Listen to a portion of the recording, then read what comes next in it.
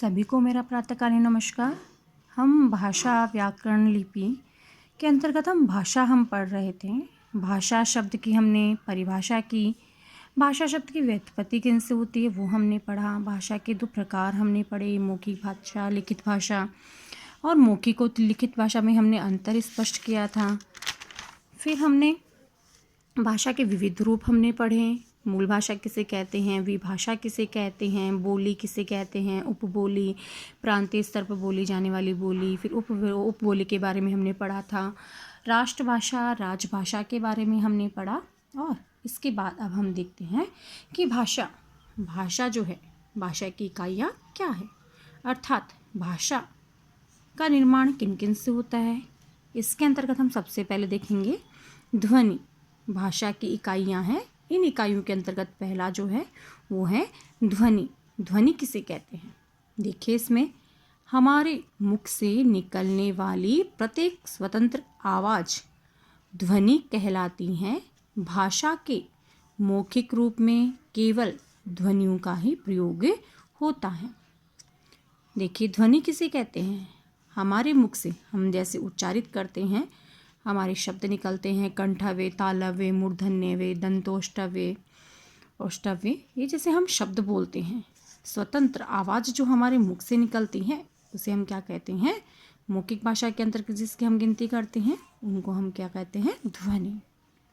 भाषा की जो दूसरी इकाई है उसे हम कहते हैं वर्ण। देखिए, वर्ण कौन सा होता है? वर्ण क्या होते हैं?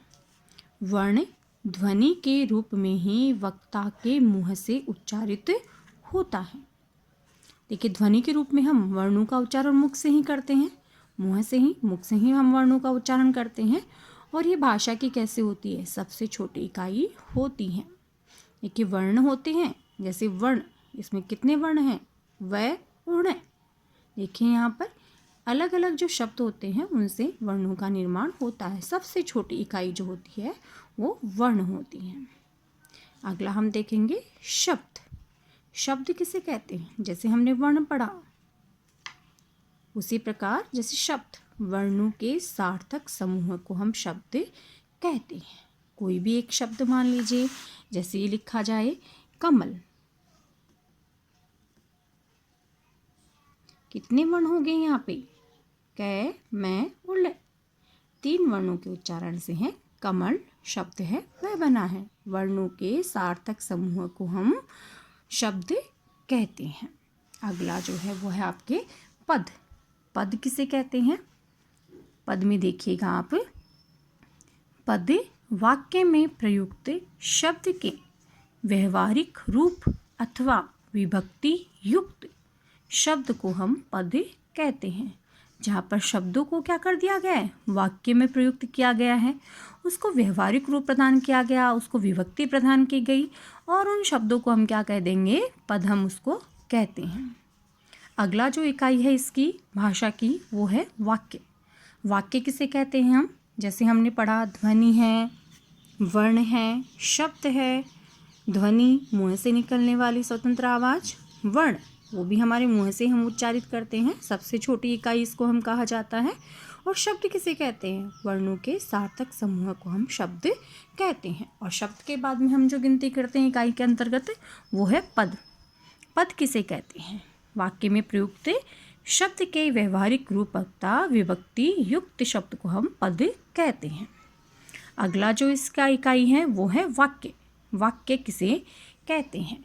शब्दों के सार्थक मेल से एक पूर्ण विकार प्रकट होता है। शब्दों का सार्थक मेल, पूरा एक सेंटेंस जिसको आप कहते हैं, पूरा एक वाक्य, उसे हम क्या कहेंगे? शब्द समूह को हम वाक्य कहते हैं। अपने आप में सार्थक होता है और कोई विकार वहाँ पर प्रकट, सार्थक शब्दों से एक पूर्ण विकार प्रकट होता है, एक पूर्ण वाक्य जो है प्रकट होता है। उस शब्द समूह को हम क्या कहते हैं? वाक्य कहते हैं। अगला देखेंगे। देखिए, यहाँ पर 5 इकाई की हमने भाषा की पढ़ी है: ध्वनि, वर्ण, शब्द, पद, वाक्य। अब हम देखेंगे हिंदी की बोलियाँ कौन कौन सी हैं। देखिए, अगर हम देखते हैं तो भारतीय संविधान की भाषाओं से संबंधित 8वीं अनुसूची में 22 भाषाओं को सम्मिलित किया गया है और उस आधार पे हम यहाँ पर हमारी जो हिंदी है, हिंदी की बोलियाँ हम लोग देखते हैं कि कौन कौन सी हिंदी की बोलियाँ हैं। हिंदी, देखिएगा, हिंदी की बोलियाँ, हिंदी केवल खड़ी बोली का ही विकसित रूप नहीं है, बल्कि उसमें अन्य बोलियों का भी समावेश है, जिसमें खड़ी बोली को भी शामिल किया गया है। ये निम्न प्रकार है। कौन कौन सी बोलियां हैं जिनको हमारे यहाँ शामिल किया गया है, इसके अंतर्गत देखेंगे। पूर्वी हिंदी, पूर्वी हिंदी में किन किन बोलियों को शामिल किया गया है वो हम देखते हैं। इसमें अवधी, मघेली, छत्तीसगढ़ी भाषा को शामिल किया गया है। पश्चिमी हिंदी, पश्चिमी हिंदी के अंदर बघेली है ये पश्चिमी हिंदी, इसमें खड़ी बोली, ब्रज, बुंदेली, कन्नौजी को शामिल किया गया है।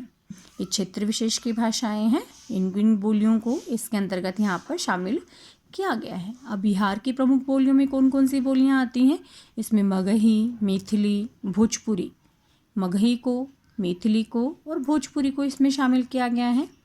फिर हमारी राजस्थानी भाषा है, राजस्थानी भाषा के अंतर्गत किसको शामिल किया गया है, इसमें मेवाड़ी, मारवाड़ी, मेवाती, हाड़ौती, इन बोलियों को इसके अंतर्गत शामिल किया गया है। अब कुछ विद्वानों का ये भी मानना है कि मालवी है, ढूंढाड़ी, ढूंढाड़ प्रदेश की, बागड़ प्रदेश की बागड़ी को भी राजस्थान की ही बोलियां मानते हैं। आज के लिए इतना ही, धन्यवाद।